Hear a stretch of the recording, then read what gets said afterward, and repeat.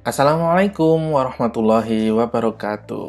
Oke, teman-teman, jumpa lagi dengan saya dan hari ini kita akan berdiskusi ya mengenai atau membahas mengenai salah satu bagian yang di ekor gitu ya, bagian belakang tapi dia penting gitu ya di metodologi penelitian dalam penulisan laporan atau mungkin nanti teman-teman akan membuat publikasi gitu ya, yaitu adalah kesimpulan dan saran.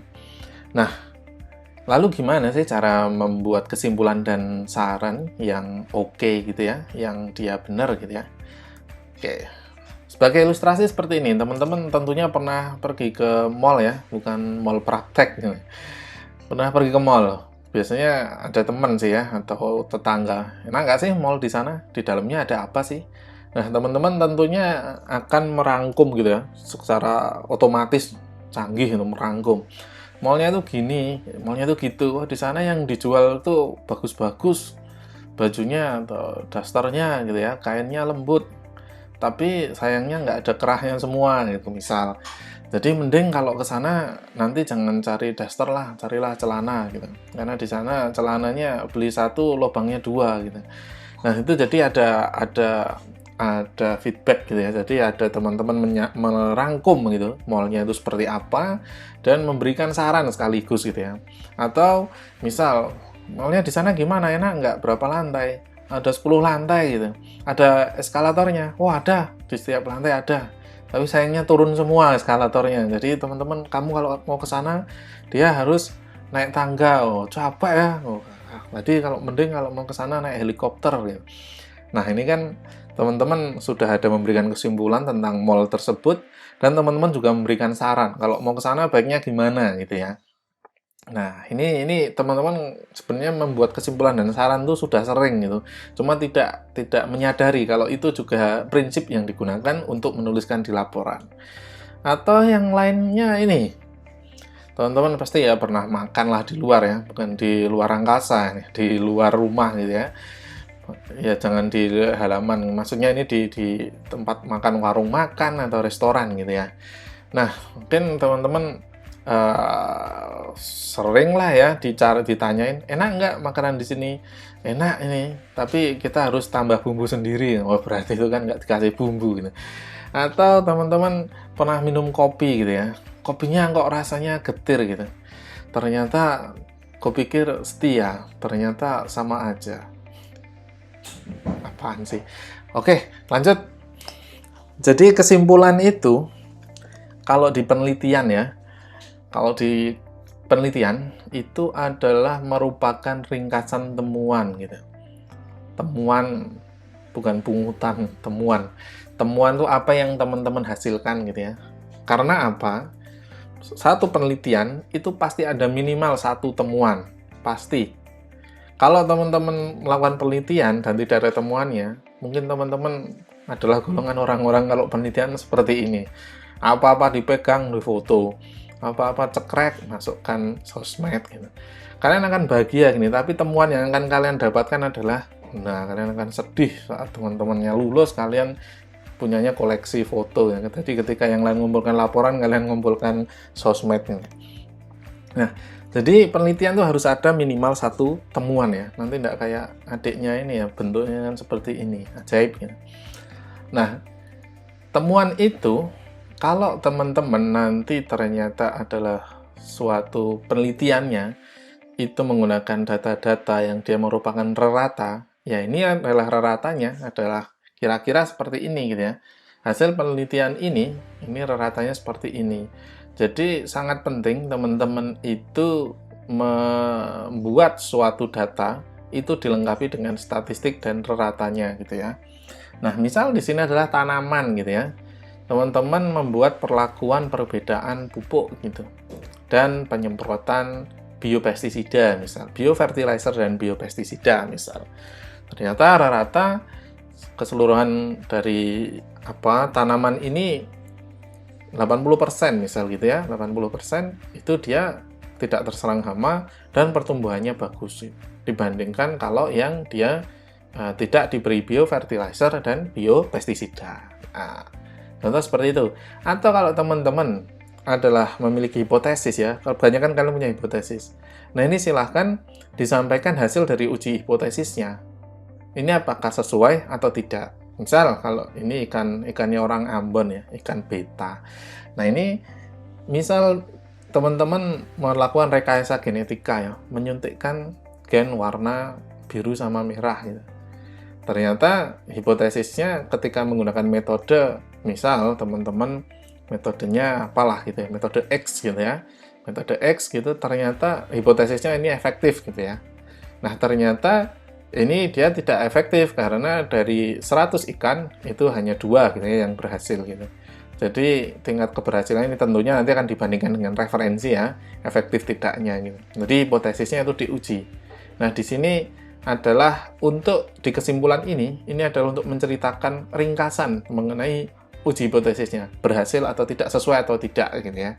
Tapi diceritakan sesuai dengan kalimat yang ada di hipotesis, efektif, keefektifan, tidak. Misal keefektifan ya efektif atau tidak. Misal dia bisa meningkatkan pertumbuhan, itu bisa meningkatkan atau tidak, dan lain sebagainya. Itu di kesimpulan. Nah, lalu poin penting juga yang perlu teman-teman camkan. Nah, ini dalam pembuatan kesimpulan adalah bahwa kesimpulan ini merupakan generalisasi hasil penelitian. Jadi teman-teman nggak boleh sensi gitu ya. Kalau ada dari sekian perlakuan teman-teman ada satu yang dia tidak sesuai dengan kehendak dan kemauan kalian gitu ya. Tapi ini generalisasi keseluruhan, secara keseluruhan dilihat secara global gitu ya. Jadi tidak dilihat dari persatuan, tapi ini merangkum gitu. Seperti teman-teman menceritakan mall tadi kan ya, tidak per toko ya, tapi mallnya ada misalnya yang di sana kebanyakan tanaman. Ini mall KUD namanya. Kebanyakan adalah pakaian gitu ya, atau di sana banyak makanan tapi makanannya itu mahal-mahal gitu ya. Kan ini rangkuman, makanannya mahal-mahal. Padahal ya mungkin ada yang jualan air mineral atau ya kan air mineral ya tidak begitu mahal gitu. Walaupun lebih mahal dibandingkan toko sebelah gitu ya, di sebelah rumah gitu. Tapi teman-teman merangkum gitu, generalisasi hasil penelitian. Kalau di kesimpulan di penelitian seperti itu juga sama. Secara keseluruhan dibahasnya. Jadi orang yang menangkap, oh iya ya berarti, oh gitu ya. Berarti kalau seperti penelitian ini udah ada bayangan secara global seperti ini, metode ini efektif misal. Oh berarti ini bisa ditiru gitu ya. Tidak menceritakan satu persatu. Kalau misal teman-teman di mall tadi menceritakan satu-satu ngelak ya, jadi harus ke mall lagi beli makanan. Jadi minuman yang di sini harganya sekian, minuman yang di sini harganya sekian, nasi goreng di sini harganya sekian, nasi godok di sini ternyata nasi goreng dan lain sebagainya. Itu kan lama ya.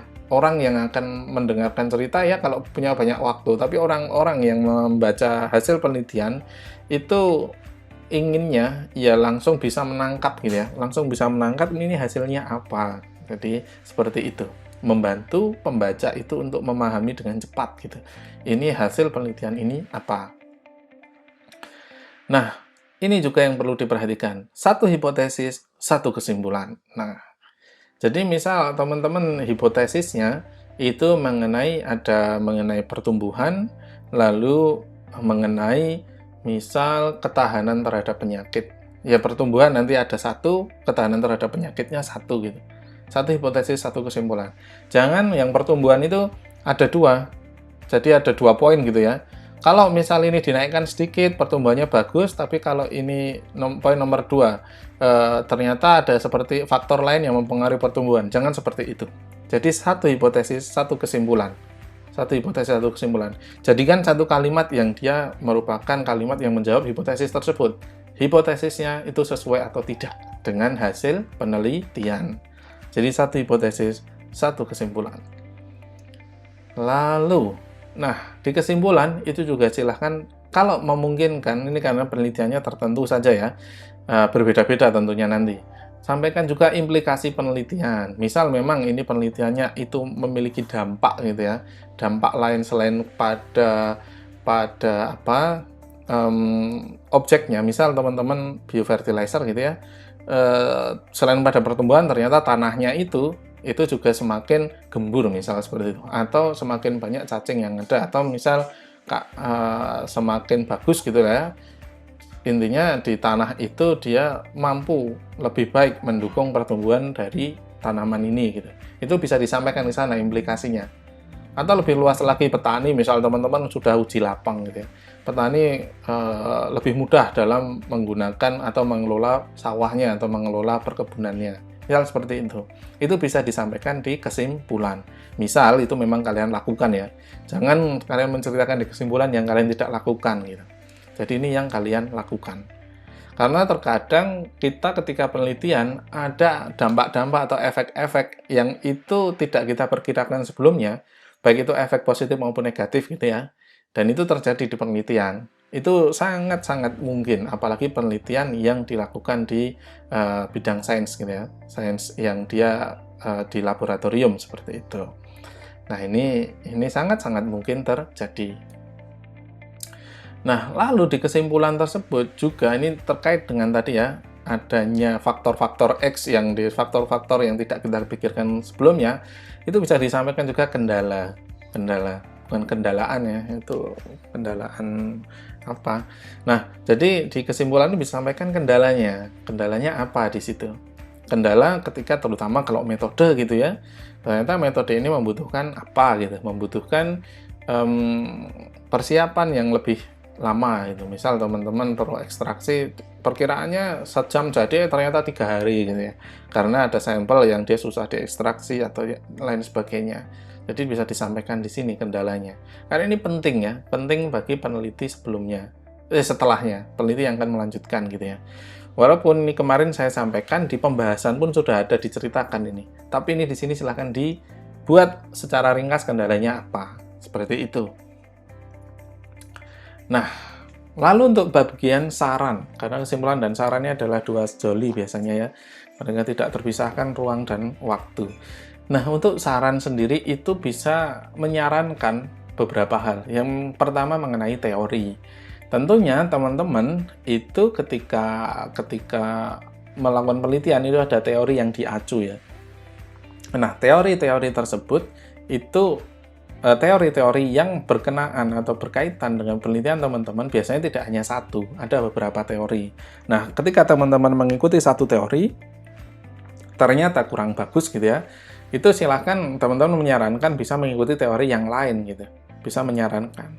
Sekali lagi, saran ini untuk sangat-sangat berguna untuk peneliti adik tingkatnya, peneliti selanjutnya, atau pembaca yang lain. Ini mengenai teori. Lalu yang kedua adalah saran ini juga penting sekali adalah mengenai metode atau prakteknya. Prakteknya, contoh yang pernah saya lakukan dulu, ternyata untuk memasukkan virus ke dalam suatu plankton, itu baiknya airnya itu memang harus disteril dulu, agar si virus ini juga nggak rusak. Waktu itu virus saya virus RNA gitu ya. Nah, ini tidak ada di rencana sebelumnya ya, ternyata memang air lautnya itu harus dibersihkan dulu sebelum kita gunakan untuk penelitian di lab terutama ya. Nah, contoh seperti itu, praktek atau metodenya, awalnya misal metodenya perlunya dikasihkan campur ke pakan gitu, ternyata efektifnya disuntikkan, misal seperti itu.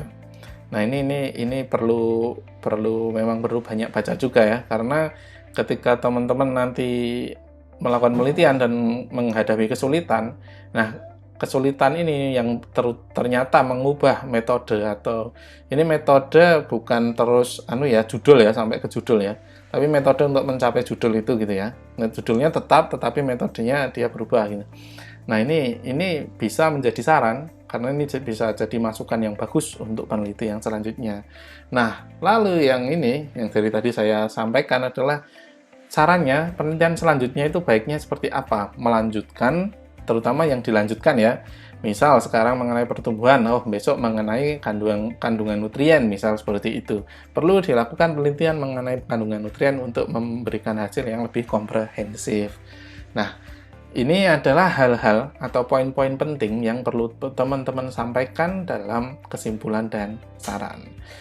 Baik, sampai sini dulu ya untuk video kali ini. Sampai jumpa di video berikutnya. Semoga teman-teman tetap sehat, selamat, dan bahagia.